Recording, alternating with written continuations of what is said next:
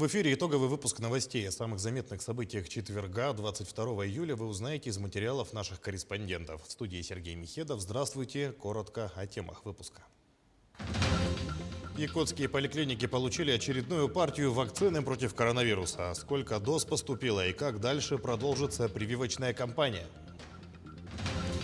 Ремонт и строительство объектов здравоохранения в Якутске проинспектировали руководство республики и депутаты. На каком этапе сейчас находятся работы?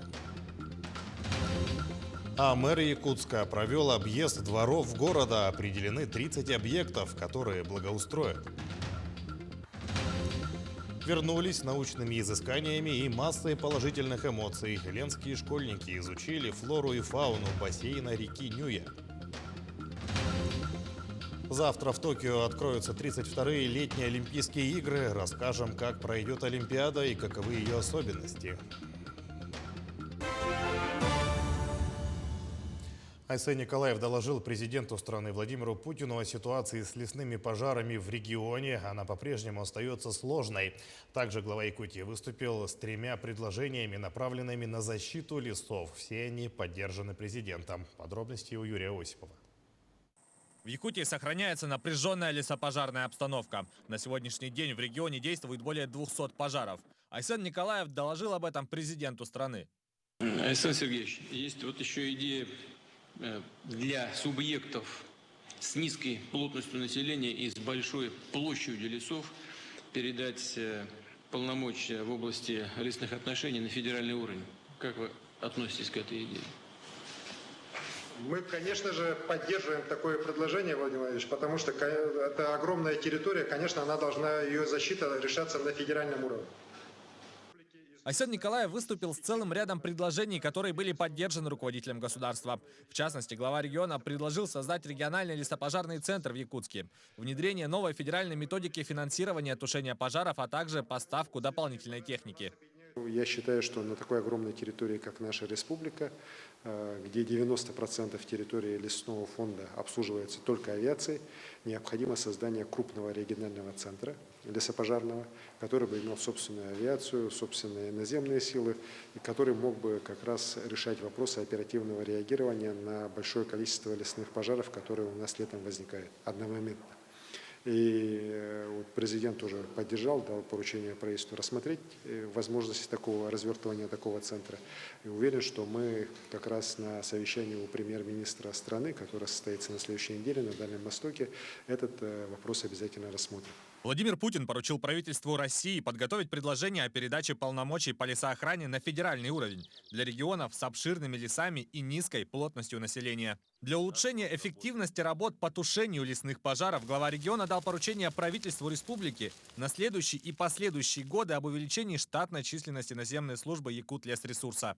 Это дало нам дополнительные силы, возможности, чтобы на малых площадях ликвидировать лесные пожары и не доводить ситуации до чрезвычайной ситуации в целом по республике. И чтобы у нас ситуация так не доводилась до проблемы российского масштаба.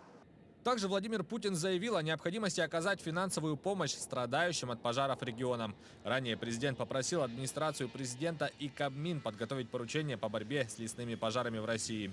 Юрий Осипов, Григорий Охлопков, Якутск. На сегодня в Якутии тушат 66 лесных пожаров на площади более полумиллиона гектаров. Об этом сообщил Айсен Николаев в прямом эфире программы с Владимиром Соловьевым. За последние сутки потушены 9 возгораний, при этом продолжают возникать новые очаги. Основной их причиной глава Якутии называет сухие грозы. Он рассказал, что за этот год потушены пожары на территории 400 тысяч гектаров. Айсен Николаев отметил, что одна из главных задач выполнена, а огонь не допущен к населенным пунктам. Он также обратил особое внимание на помощь федерального центра. В этом году у нас авиация МЧС начала работать уже с 1 июня. Самолет Б-200 прилетел первый 6 июня. Сегодня у нас группировка федеральных только авиационных судов составляет 13 судов. Это Ил-76, Б-200 и вертолеты Ми-8, которые тоже в воду сбрасывают. Ну, плюс наши самолеты, вертолеты работают. Полный запрет на вывоз из России необработанных или грубо обработанных лесоматериалов, хвойных и ценных лиственных пород введут с начала следующего года. А с 1 июля вступили в силу новые требования в отношении лесопользователей, ведущих заготовку, переработку, вывоз и хранение древесины. В единой системе теперь должны проводить учет древесины и сделок по ней. Можно будет проследить всю цепочку от рубки леса до изготовления готовой продукции и ее вывоза за пределы страны. Отмечается, что это позволит ликвидировать серые схемы. Айсан Николаев обсудил вопросы транспортного развития региона с министром транспорта России Виталием Савельевым. Речь шла в том числе о субсидировании пассажирских авиаперевозок и реализации проекта строительства моста через реку Лену в районе Якутска. Глава республики отметил, что сегодня активно проводятся подготовительные работы по строительству моста. В свою очередь Виталий Савельев сообщил, что Минтранс прорабатывает возможность софинансирования строительства в 2022-2024 годах. При этом часть средств будет выделена уже в этом году. Что касается субсидированных авиаперевозок, то в планах Минтранса рассмотреть возможность выделения дополнительных средств из Федерального резервного фонда с 1 сентября по 30 ноября этого года для перевозок из Якутска в Москву и Санкт-Петербург, а также из Мирного в Санкт-Петербург. Планируется, что дополнительный пассажиропоток на данных направлениях составит 32,5 тысячи человек. Сейчас к эпидобстановке. 102 человека заразились коронавирусом в Якутии за минувшие сутки, из них 54 в Якутске. 7 заболевших обнаружили в Мирнинском районе, 6 в Ленском, 5 в Нерюнгринском и 4 в Алданском районе. Еще в 15 районах от 1 до 2 случаев заражений. Якутские поликлиники получили очередную партию вакцины для иммунизации населения от коронавируса. Сколько доз поступило в регион и как теперь идет прививочная кампания, расскажет Дмитрий Темыров. Так, еще готовьте. Желающих получить вакцину с каждым днем все больше и больше. В поликлиниках столицы очередь. Как отметила накануне заместитель руководителя оперативного штаба по недопущению распространения коронавирусной инфекции на территории региона Ольга Балабкина, последние 2 недели отмечалась нехватка доз вакцин. Сегодня этот вопрос уже решен. Вы знаете, что у нас длительное время, в течение 2 недель, не было новых поставок вакцины «Спутник» именно непосредственно в городе Якутске. А возникла соответствующая проблема. Сегодня после обеда городские поликлиники получат вакцину «Спутник», в связи с чем мы призывали вас в течение 2 последних недель записываться на «Спутник». Соответственно, те, кто был по записи, могут в нашей поликлинике при наличии вызова посетить для того, чтобы получить как «Спутник», так и «Эпивак-Корону». Так, в столицу региона поступило более 277 тысяч доз вакцин. Часть из них были направлены в районы Якутии. На днях поступила очередная партия вакцины в количестве 500 доз. Иммунизация населения на базе поликлиник у нас активно продолжается. По настоящее время вакцинация населения проводится только по предварительной записи. Поликлиника номер 1 города Якутска на данный момент привила более 22 тысяч граждан. Из них 20 тысяч прошли полную вакцинацию. И эта работа продолжается и по сей день. А вот в республиканской клинической больнице номер 3 на сегодня привито более 13 тысяч граждан. И сегодня они получили еще дополнительные 200 доз вакцин ГАМ-ковид-вак. Сегодня привито нашей поликлиникой более 13 тысяч человек. Вторую дозу вакцины получили 80% населения. Сейчас идет оставшиеся, получает второй компонент. И еще 200 доз мы новые, первые получают. Всего по данным регионального оперштаба на сегодня первый компонент получили свыше 255 тысяч якутян. Из них более 53 тысяч – это граждане старше 60 лет. Полную вакцинацию прошли 200 941 человек, в том числе старше 60 лет – 44 223 граждан. Использовано 93,14% вакцин от общего числа поступившей в регион. Между тем, якутяне уже сами начали призывать граждан получить вакцину, ведь от общей активности зависит здоровье населения нашего региона. Необходимо получить, конечно, вакцинацию, чтобы говорят же, что 60%, если вакцинируются, то, в принципе, возможно, не будет резистентных каких-то других компонентов. У нас в семье все привиты. А вы сегодня получаете первый компонент или второй? Первый. И почему решились получить все-таки? Ну, рано или поздно все равно надо прививаться. Я так думаю, чем скорее, тем лучше. Скоро осень. Вот к осени готовлюсь, чтобы, не дай боже, не заболеть. Сегодня вакцину можно получить только по дополнительной записи. Для этого необходимо обратиться в колл-центры поликлиник или же записаться через портал государственных услуг. Дмитрий Тымыров, Павел Пахомов, Якутск. Ремонт и строительство объектов здравоохранения в Якутске проинспектировали представители руководства республики, города и члены депутатского корпуса. Власий Сергеев увидел, на каком этапе находится работа. Делегация начала объезд посещения кардиососудистого центра и онкологического диспансера, строительство которых близится к завершающему этапу. Возведение данных объектов здравоохранения является самым масштабным со времен строительства Национального центра медицины. Объекты будут оснащены самым современным оборудованием иностранного производства. Помимо закупки техники, продолжается работа по подготовке кадров. У нас есть государственный заказ на кардиологов, онкологов. То есть это тот вопрос, который, наверное, один из самых важных, глобальных. Мы это прекрасно понимаем, потому что можно быстро возвести стены, кадры готовить надо долго. Отбирались молодые люди, специалисты, кто-то переучивался, кто-то обучается абсолютно по-новому. И этот процесс, я думаю, будет непрерывным. То есть у нас в медицине вообще так, у нас даже понятие такое есть непрерывное медицинское образование. Также делегация посетила Якутский стоматологический центр, где завершаются работы по реконструкции. В обновленном здании лечение будут проходить как дети, так и взрослые пациенты. Последним пунктом объезда стала Якутская республиканская офтальмологическая клиническая больница, где были завершены ремонтные работы. В целом мы удовлетворены проделанной работой и проводящейся работой, потому что считаем, что те деньги, которые выделяются из государственного бюджета республики и в рамках национального проекта здоровья, федерального проекта, не осваиваются в республике Саха-Якутия достаточно эффективно. Вы знаете, что и глава республики Алексей Сергеевич Николаев, и президент Российской Федерации первой целью ставят это улучшение качества жизни и, конечно же, продолжительность жизни населения.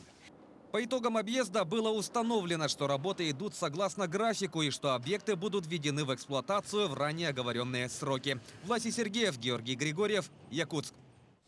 Информацию о массовом отравлении работников на золотодобывающем предприятии проверила прокуратура Алданского района. Выезжали в актовый поселок с привлечением специалистов управления Роспотребнадзора и Центра гигиены и эпидемиологии. Установлено, что за медицинской помощью в медпункт поселка обратились 11 человек с признаками пищевого отравления после употребления салата из печени с морковью. При этом предприятием не направлена информация о массовом заболевании работников острой кишечной инфекции.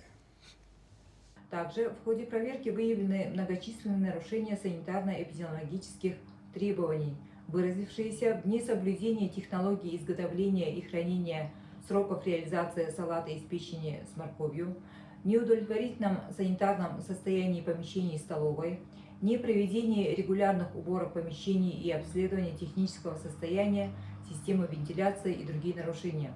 При отборе проб для проведения лабораторных исследований выявлено несоответствие требованиям безопасности воды ряда продуктов питания. Профилактическую операцию «Должник» провели в аэропорту Якутска. Судебные приставы и транспортные полицейские направили внимание на добровольное погашение гражданами задолженности по административным штрафам. Во время проведения акции в аэропорту пассажиры могли на месте проверить долги и при необходимости оплатить их. Причем сделать это быстро, буквально за считанные секунды. Наличие задолженности проверили у пассажиров 12 авиарейсов. Это всего порядка 90 человек. Выявлены должники по штрафам ГИБДД на сумму свыше 10 тысяч рублей. А мэр Якутска провел объезд дворов города. Определены 30 объектов, которые благоустроят. Сроки сдачи работ до сентября. При этом на 6 объектах уже завершаются работы. Как идет реализация проекта по благоустройству, об этом в материале Саргланы Неустроевой. Двор по улице Лермонтова, по словам местных жителей, ждал своего ремонта чуть ли не с середины прошлого года. Во время дождей к подъездам было практически не подступить. Детская площадка и вовсе казалась совсем небезопасной для детей. И вот, наконец, благоустройство двора пошло полным ходом. Считайте, через сколько лет, да, мы дождались вот этого асфальтирования, вот этого благоустройства, чему очень рады. Поэтому здесь вплотную пришлось нам работать и с проектировщиками, и с глав АПУ, и с Муглавстроем, с подрядчиками. Очень хороший подрядчик попался. Все наши пожелания, все какие-то изменения, если что-то было не учтено в проектной документации. Действительно, одна из особенностей благоустройства – это индивидуальный подход к каждому двору. Как подчеркнул мэр города Евгений Григорьев, в первую очередь учитываются пожелания местных жителей. Проект же разработали специалисты Центра компетенции республики. Они предложили свои варианты с размещением малых архитектурных форм, с обозначением функциональных зон по возрастам. Средний возраст, младший возраст, спортивная зона предусмотрена. Ну, все, что жители тут захотели, да, тут предусмотрено в проекте. По словам Евгения Григорьева, охват реализации проекта в этом году беспрецедентный. Те же объемы работ еще лет 5 назад могли растянуться на долгие годы. Изначально эта программа формировалась только за счет муниципального бюджета. Мы формировали его в прошлом году, но благодаря поддержке Арсения Сергеевича ровно столько же денег, 150 миллионов, нам уже выделено с республиканского бюджета для того, чтобы мы могли расширить охват программы. Очень большой запрос от жителей именно по дворовым территориям, поэтому вот решено было благодаря этой поддержке увеличить охват. 30 дворовых территорий – это объем, который раньше делался в 10 лет. В целом на реализацию благоустройства дворовых территорий в этом году выделено около 300 миллионов рублей. На сегодняшний день уже 8 дворов Якутска практически завершили строительные и ремонтные работы. Саргалана Неустроева, Джулустан Иннокентьев, Якутск.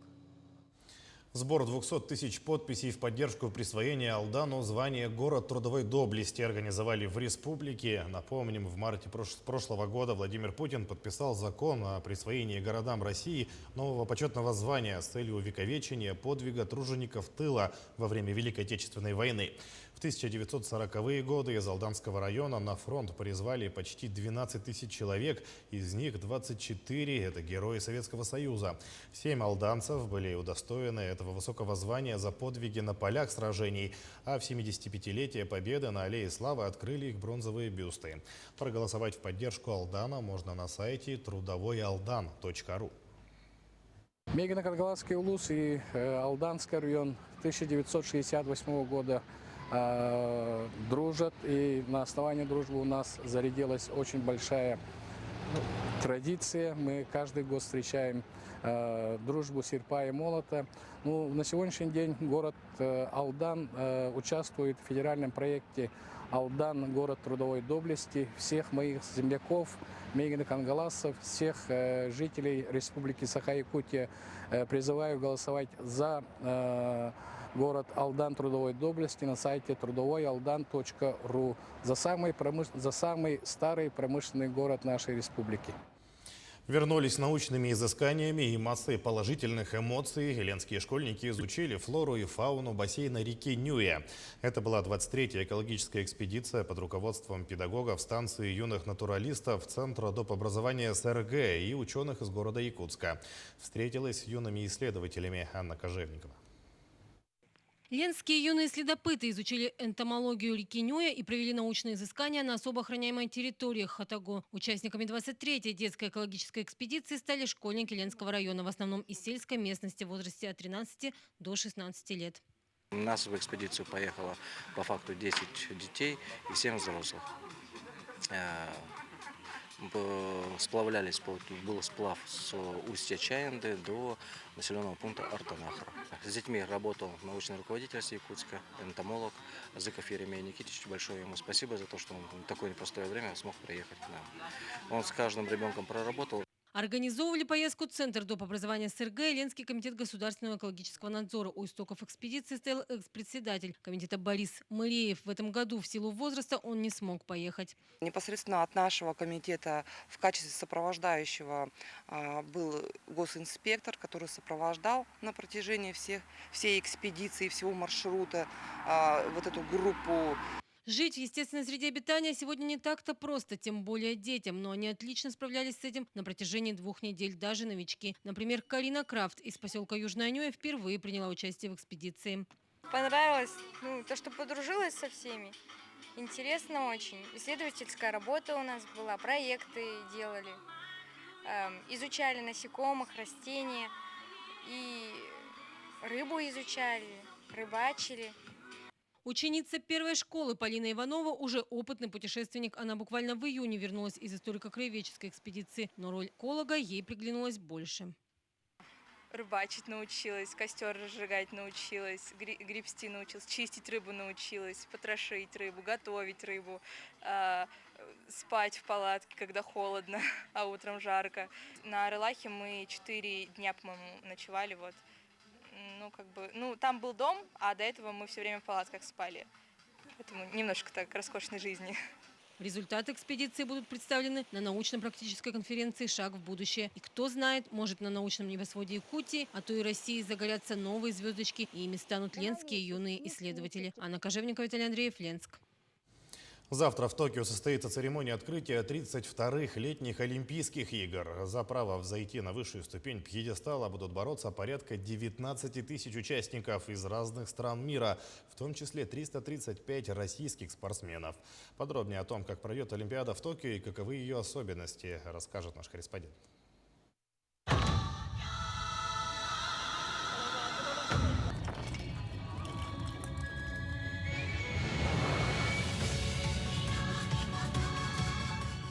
Олимпийские игры в Токио должны стать самыми масштабными по числу видов спорта. Всего в программе будет 33 дисциплины, медали которых оспорят около 19 тысяч спортсменов. Россию на играх представят 335 атлетов, которые выступят под нейтральным флагом. Напомним, из-за санкций Всемирного антидопингового агентства российской команде запретили использовать гимн и национальную символику. Вместо них будут фрагменты с концертом номер 1 Петра Чайковского и флаг Олимпийского комитета России. Перед отправлением команды в Токио министр спорта страны Олег Матыцин заявил, что несмотря на все ограничения, он верит в успешное выступление. Наша общая задача, реально общая задача, сделать так, чтобы мы, несмотря на кольца, символы олимпийского движения, и что вроде флага нет, гимна нет, но я абсолютно уверен, что никто наш флаг и никто наш гимн у нас не отнимет. И здесь, на территории России, максимально будем делать возможное, чтобы вас поддержать. И вижу, как президент Российской Федерации переживает, все правительство переживает за нашу сборную команду. Поэтому мы в вас верим. Дай бог удачи вам. Из числа якутян на играх в Токио выступит один спортсмен, борец вольного стиля Аял Лазарев. Олимпийскую лицензию тяжеловес получил в начале июля, когда выяснилось, что Сумит Малик из Индии нарушил антидопинговые правила. Лазарев в Токио будет защищать цвета Кыргызстана. Якутские любители спорта до последнего надеялись на то, что заветную путевку получит Сардана Трофимова. Однако тренерский штаб российской команды оставил 5-кратную чемпионку страны по марафону вне заявки. На играх в Токио пройдут 724 соревнования, которые будут транслироваться на 3 российских телеканалах. Первый – «Россия-1» и «Матч ТВ». Известно, что «Матч ТВ» покажет часть соревнований на основном канале, а также распределит трансляции по тематическим каналам. Церемонию открытия же в прямом эфире покажет Первый канал. Трансляция начнется в 20:00 по якутскому времени. Итоги Олимпиады в Токио будут подведены 8 августа. Власий Сергеев, Эдгар Николаев, Якутск. Таким мы увидели уходящий день. Не забывайте о безопасности, носите маску, соблюдайте безопасную дистанцию. Всего доброго и до свидания.